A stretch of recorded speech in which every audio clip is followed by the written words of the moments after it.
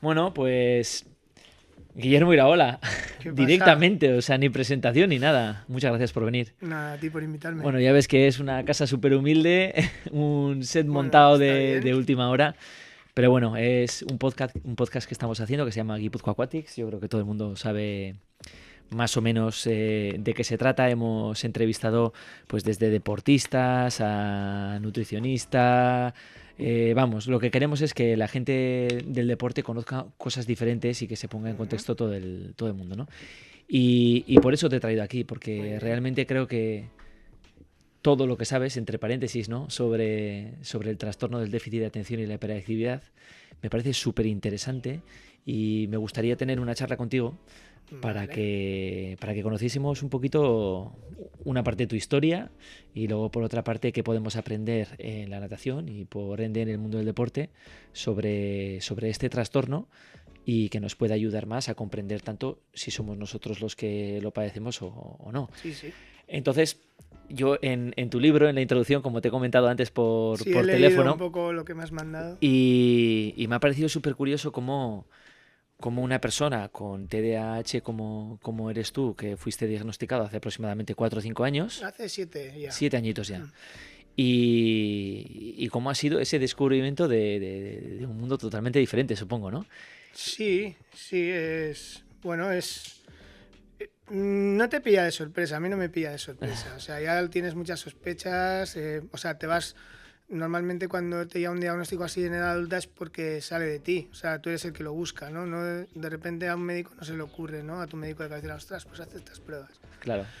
Entonces ya vienes de una época floja y ya tienes tus sospechas, pero ya cuando las confirmas, pues como Ujú. que te explicas también muchas cosas y te ayuda también a pues a ver cuáles son tus debilidades más pues más fácilmente, ¿no? De qué pie cojeas y vas corrigiendo, entonces pues te Ujú. ayuda, la verdad que avanzas con un diagnóstico. O sea que hay un background importante antes de esa fecha concreta en el que supiste que... Sí, claro. Yo creo que en todos los adultos de todas las personas adultas de diagnóstico tardío, pues pasan por una crisis bestial. En casi siempre son pues años, 3, 4, en los que te diagnostican ansiedad y depresión. Y, y entonces no pasan de ahí, claro. Entonces es normal que una persona ya, pues en edad adulta, que empieza a tener problemas ya Ujú. serios, pues económicos o sociales o de pareja, pues ya llegas a un punto de crisis que nadie te sabe decir lo que te pasa. Y entonces de repente pues llegas al diagnóstico y ahí empiezas como el camino ya de... Yo lo comparo como jugar al Mario Kart, que estás igual de repente te dicen, no, pero es que el freno está aquí, ¿no? O, o de repente pues Mm. aprendes, empiezas a jugar el juego con otras herramientas. ¿Qué hubiese pasado, Guillermo, si ese diagnóstico hubiese sido mucho más precoz? ¿Crees que tu vida hubiese sido completamente diferente? O crees que realmente has conseguido hacer y cumplir con todo aquello que crees que podías hacer? Bueno, cambia tu vida, claro. O sea, en el momento en que hay un diagnóstico ya cambia tu vida. Ujú. Entonces, pues, si cambia tu vida cuando eres pequeño, pues luego pues tu vida ya ha cambiado cuando eras pequeño, ¿no? Pero sí que hubiera sido distinto. Igual a mí me falta orientación, porque el diagnóstico de TDAH, a mí también me detectaron en ese momento unas altas capacidades intelectuales. En, pues, verbales, o sea, no es como eres top en todo, ¿no? Tienes, pues en algunas cosas tienes una alta capacidad y entonces con eso, pues, tapas un poco lo que te trae, o sea, los problemas del TDAH, ¿no? Durante toda tu vida aprendes pues a gestionarlos, a salir de aprietos, gracias a que tienes unas altas capacidades y lo puedes enmascarar y tal. Entonces, pues no sé muy bien cuál era la pregunta. No, no, no. En realidad es más una presentación. O sea, quiero Sí, que la gente conozca un poco el por qué te hemos invitado a este pequeño y muy humilde podcast. Y luego, por otra parte, este libro tan interesante que estoy leyéndolo, todavía no lo he sí. terminado. Yo he utilizado la versión de empezar desde el principio y entiendo que terminar hasta el final. Hay bastante gente que lo está haciendo así. Sé que también hay otra forma, que es coger cualquier página del libro Sí, y entiendo que está tan bien estructurado que lo puedes coger del punto donde lo puedes coger y te puedes enganchar directamente en aquellos puntos donde igual más te interese, ¿no? Por ejemplo, como el tema de la medicación o como el tema de... He leído cada palabra clave que me parecía impresionante, como por ejemplo el tema del iceberg, ¿no? Pero bueno, ya iremos un poquito ahondando más en el tema del libro. Lo único que sí que me ha parecido muy interesante de esta conversación contigo es que en el mundo del deporte yo, por ejemplo, soy disléxico, siempre he sido disléxico toda mi vida, por supuesto quizás no tiene nada que ver con el TDAH, pero sí que en realidad también mi diagnóstico fue muy tardío, tuve pues mis dificultades a la hora de afrontar mi etapa pues entre los 9 y los 15 años. Luego también, después de este diagnóstico, a la misma manera que te ocurrió a ti, conseguí de alguna manera esconder aquellos puntos más débiles que tenía y mejorar en otros donde... Sí, bueno, trabajar eso, ¿no? Al final es Eso trabajar es, un por poco eso digo eso. que al final yo creo que este tipo de trastornos o de Condiciones. A mí me condiciones, gusta condiciones.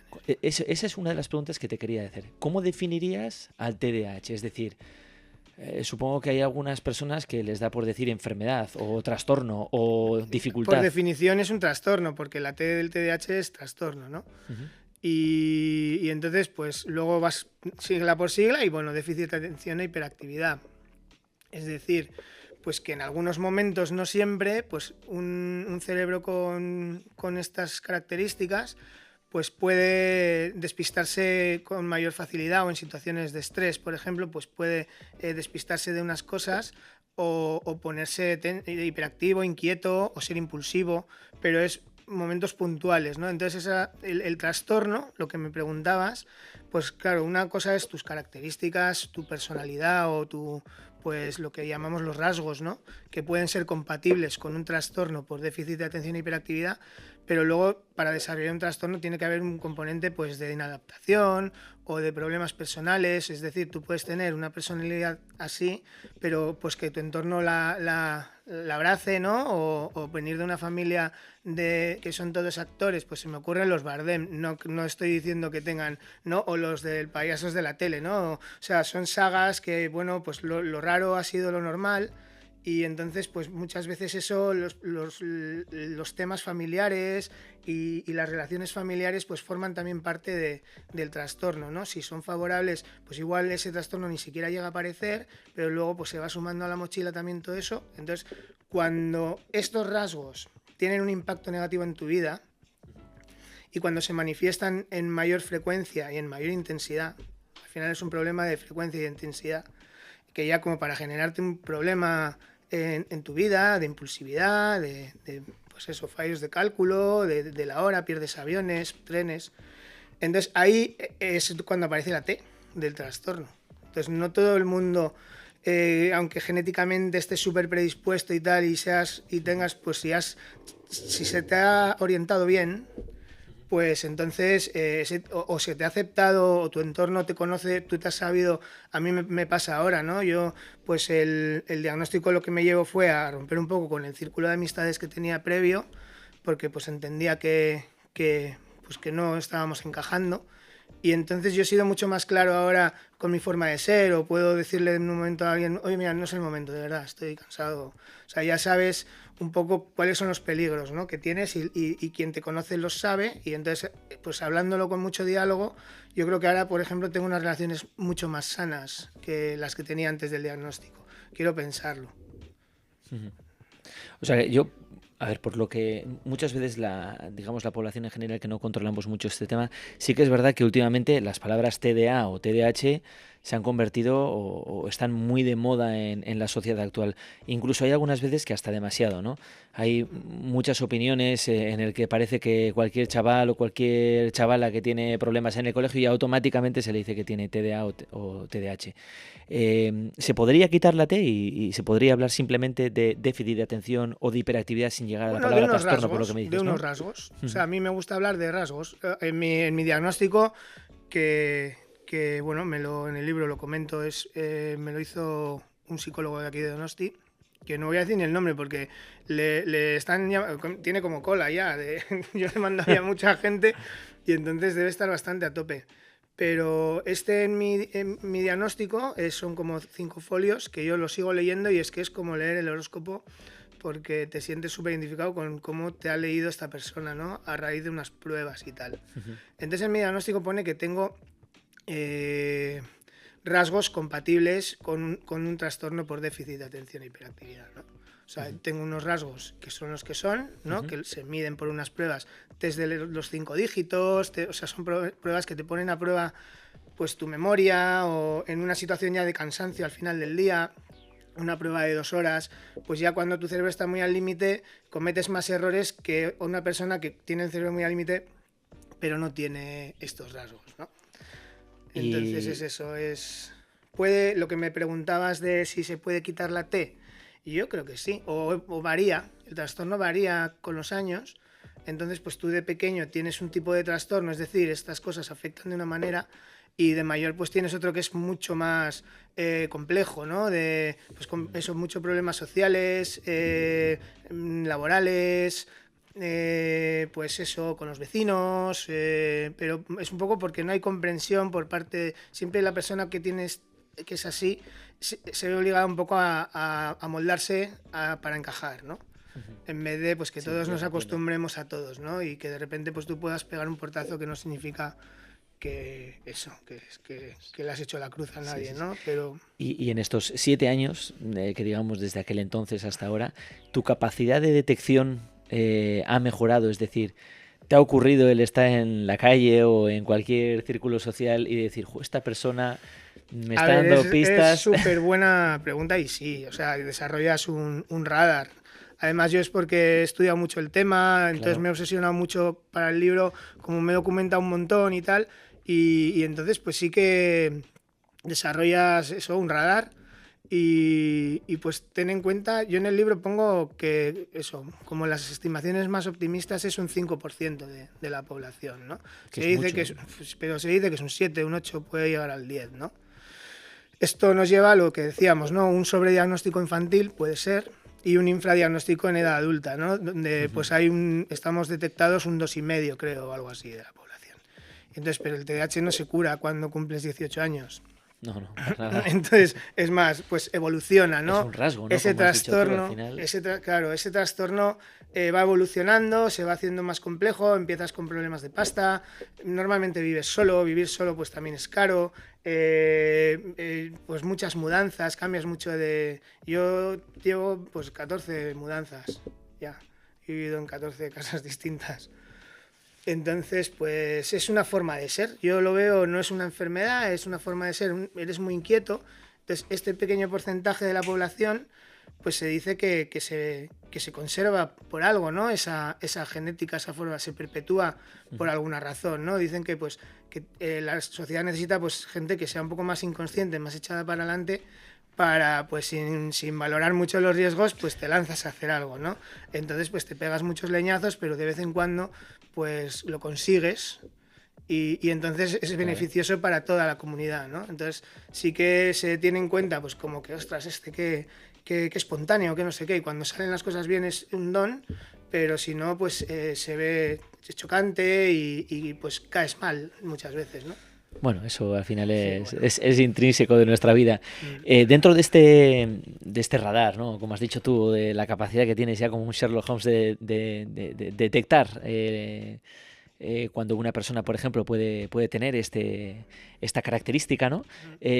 ¿Nos podrías definir algunas, no sé si pequeños ejemplos o pequeñas pistas de, por ejemplo, unos padres cómo podrían detectar de alguna manera o cómo podrían empezar a sospechar que su hijo o hija puede llegar a tener déficit de atención? Ahora ya está tan a la orden del día, ¿no?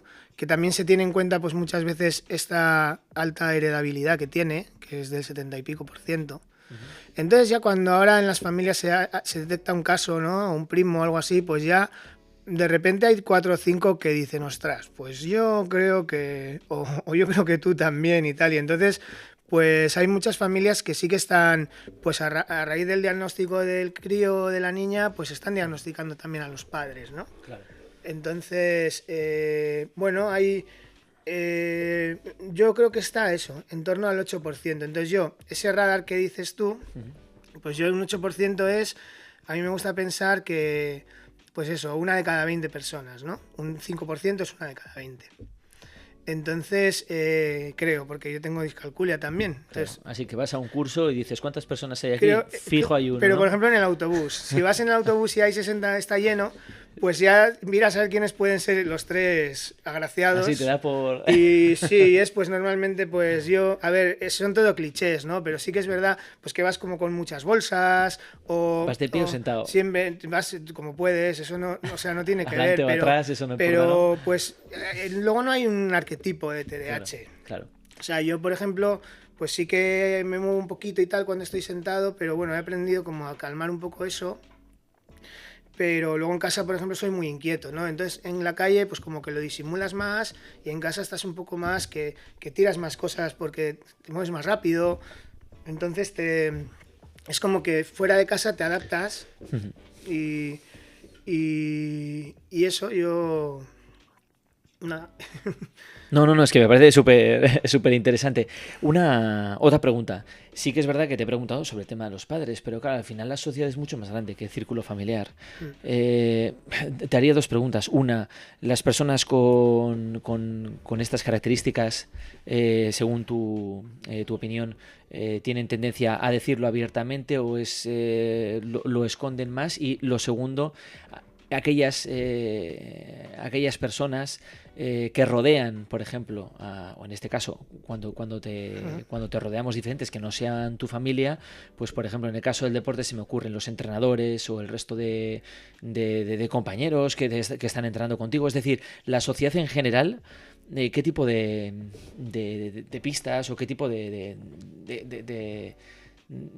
ayuda podemos tener a la hora de poder tratar con una persona con estas características? Entonces, esas serían las dos preguntas. Una, ¿se esconde o se libera la presión? Yo, por ejemplo, todos los sitios a donde voy normalmente no tengo ningún problema en decir disléxico y así sobre todo, pues mis faltas ortográficas pues las escondo, ¿no? Vale. No sé, en el TDAH, ¿cómo lo ves? Bueno, esta salida de armario, ¿no? Al final es pues que tú pues te muestra, dices, a mí me gusta explicarlo, de hecho he escrito un libro sobre el tema, ¿no?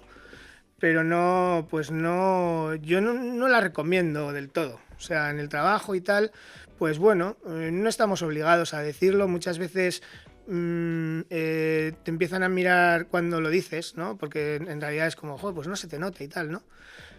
Y entonces a mí me ha pasado, pues eso, de decirlo en el trabajo sobre todo, en alguno de los trabajos que he tenido en farmacias, en verano o lo que sea, y entonces se muestra igual muy comprensivos y es como hay mucha tolerancia y pues nos parece perfecto, ¿no? Que como si fuera un poquito exótico incluso. Pero luego cuando hay algún fallo, ¿no? Cuando pasa algo, pues no tienen en cuenta igual eso, ¿no? Y sí que tienen en cuenta pues que hables 5 idiomas y que hagas cosas, pues según qué cosas las hagas muy rápido o seas muy eficaz ordenando el stock de las cajoneras del fondo o lo que sea, ¿no? Entonces sí que igual las cualidades que te puede dar ser inquieto y ser echado para adelante, pues se valoran cuando son beneficiosas, ¿no? Pero luego cuando cometes algún error, pues se te mide por el mismo rasero que las personas pues que pueden en un momento dado, pues que no se olvidan las llaves con tanta facilidad, ¿no? O que en el datáfono pues marcan en vez de 23,35, 23,53 y a mí esas me pasan 1000, ¿no? Claro. Entonces a mí con eso pues ya me han llegado a decir, bueno, que no se vuelva a repetir y tal. Entonces, ostras, que me he confundido con los dos decimales, ¿no? Entonces sí que se intenta, pues se sigue corrigiendo, ¿no? A quien tiene estos deslices pues de déficit de atención y de hiperactividad, pero luego es que el TDAH también tiene momentos de todo lo contrario, Claro, que es claro. hiperfoco y bloqueo de las funciones ejecutivas, ¿no? ¿Por ejemplo? Entonces, pues quedarte bloqueado. Entonces lo que me decías tú del deporte, pues por ejemplo, pues ahí sí que igual convendría, ¿no? Que el entrenador sepa de esta condición, porque sí que es verdad que va a necesitar pues de otros estímulos, otro tipo de motivación. Yo veo el TDAH claramente que es un problema de la motivación. O sea, creo que sobre todo está afectada la motivación.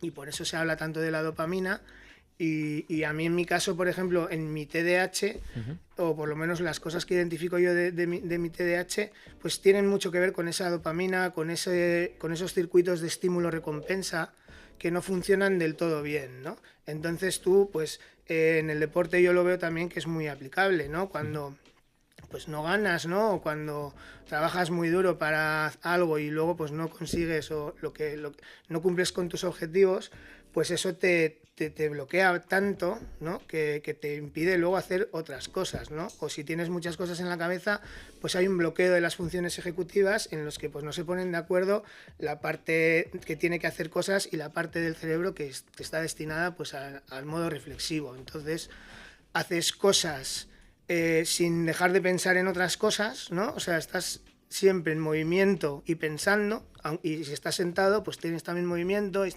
sea, no funciona bien ese clic entre pensar y hacer. No sé si eso para mí es lo que descubrí así en el libro que más me gustó fue esa diferenciación entre la parte ejecutiva y la parte reflexiva, que un cerebro normal, entre comillas vamos a decirlo, ¿no? Neurotípico, tiene un clic muy claro, ¿no? Entre on-off, ¿no? Cuando tú estás fregando los platos no estás pensando en otras 8.000 cosas, ¿no? Estás simplemente haciendo. Entonces dicen también pues, que el deporte, sobre todo la natación, o andar, o siempre cuando el cuerpo se está moviendo, el cerebro pues se para, ¿no? Y entonces pues nadar dicen que puede venir bien para eso, ¿no? Porque ya dejas de pensar en tus historias y estás solamente, es como como hacer mandalas. Sí, entras como en un modo automático, ¿no? Claro. Sí, ya te entiendo. Entrando un poquito más en el terreno del deporte, un entrenador o una entrenadora, ¿cómo crees que debería de hablar y cómo crees que debería de mandarle las órdenes a un deportista, ya puede ser de natación como cualquiera de otra manera? Pues es muy obvio lo que voy a decir, pero igual que a cualquier otro del equipo. Igual que a cualquier otro. Igual que a cualquier otro. Pero sí que es verdad pues que igual necesita más refuerzo positivo, ¿no? O necesita precisamente que ese estímulo recompensa, que esa recompensa, como dársela un poco más multiplicada, ¿no? No, pues cuando haga algo, valorar más pues el esfuerzo que los resultados en sí, ¿no? El deporte también tiene mucho de disciplina, incluso desde que sales de casa, no tienes que llegar puntual, entonces, pues empieza desde ahí. El entrenador ya lo primero que tiene que decir es, ostras, qué bien, qué puntual has llegado, ¿no? Y que entonces empezar a trabajar esa motivación desde el principio, porque en cuanto hay un poquito pues eso, yo lo atribuyo siempre a la dopamina porque es que es a mí lo que me cuadra. Entonces, eso necesita muy poquito para revolverse. Pues la dopamina, dicen que el TDAH se produce menos dopamina, no es cierto, o sea, puede ser un estado hipodopaminérgico que se llama basal bajo, ¿no? Que tú tengas poca dopamina, pero luego también puede ser otra persona que lo que tiene son los receptores de dopamina pues menos numerosos, ¿no? Igual en vez de tener 1.000 receptores tiene 500, 1.000 millones o no sé, ¿sabes? Pero tiene menos, ¿no? O menos densidad de la corteza prefrontal. Entonces todo eso hace que estos circuitos pues no estén bien comunicados y entonces ahí pues el estímulo recompensa es cuando tú haces algo y sale bien, tu cerebro toma nota. Y entonces luego cuando estés en las mismas, tu cerebro movilizará sus funciones ejecutivas para pues volver a hacer la cama o volver a fregar los platos, porque luego cuando la viste hecha o cuando estaban los platos fregados o cuando bajas la basura, te da una sensación placentera, ¿no? Del deber cumplido. Eso en el TDAH pues se supone que no está o está más flojita. No sientes esas satisfacciones por lo cotidiano y buscas pues emociones más fuertes y entonces buscas que esa dopamina tenga una amplificación, ¿no? Entonces el entrenador puede hacer de amplificador con nada, con unas palabras de ánimo, con un estar un poquito pendiente de que no le baje la moral. Esa dopamina se mueve y circula pues un poco como la medicación, por ejemplo, los psicoestimulantes lo que hacen es que esa dopamina circulante esté circulando durante más tiempo. La poca que hay, pues que esté circulando durante más tiempo para que los receptores, que igual son menos numerosos o menos sensibles a los efectos de la dopamina, estén más en contacto y entonces pues hasta que se gaste esa dopamina. Así funciona la medicación. ¿Y la reacción frente al fallo? Es decir, hemos hablado frente al éxito, haces algo bien y lo que tienes que hacer es potenciar o amplificar los estímulos positivos. Pero cuando hay algo que no está bien hecho, es decir, llegar tarde o no se hace un resultado correcto o en el entrenamiento, por ejemplo, no se entrena de forma correcta, ¿cómo deberíamos de trabajar? Bueno, ahí son casuísticas diferentes, ¿no? Llegar tarde, pues sí que, oye, no llegues tarde, ¿sabes? Pero como a cualquier crío, ¿no? Y bueno, pues hay lenguaje no verbal, ¿no? Miras el reloj, haces cara como que estás un poco enfadado, ¿no? Pero que vaya viendo. Lo de llegar tarde muchas veces también, pues es cosa de los padres, ¿no? Entonces el chaval pues igual no tiene culpa. El resultado que no sea el esperado, lo que sea, ahí no le puedes decir nada tampoco, es animar y ya está. Entonces no hay nada, no hay ninguna, no hay nada mágico en animar a una persona que tiene pues unos problemas para motivarse, pues un poquito, le cuesta un poco más motivarse que al resto de críos. Entonces pues tanto de los compañeros y las compañeras de equipo como... Hablo ya de adolescentes, ¿eh? Sí, claro. ¿No?